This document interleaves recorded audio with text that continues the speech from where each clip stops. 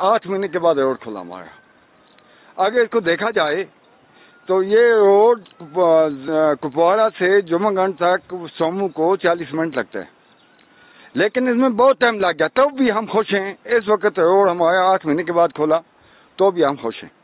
لہذا میں ریکویسٹ کرنا چاہتا ہوں میں ڈی سی صاحب سے اور انتظامیہ سے اور گورنمنٹ سے کہ آج کل کا زمانہ ہے، دیکھو کورونا چل رہا ہے تو ہماری جمعہ گنج میں کوئی ڈاکٹر نہیں ہے، اس کے لیے ڈاکٹر کے لیے بہت بڑی محنت کر کے ڈاکٹر بھیجے ہمیں، ہم کہاں جائیں گے؟ نیچے کپواڑہ بھی بند ہے، تہرگام بھی بند ہے، پیدل بھی نہیں جا سکتے، ہم جان کا بھی خطرہ ہے۔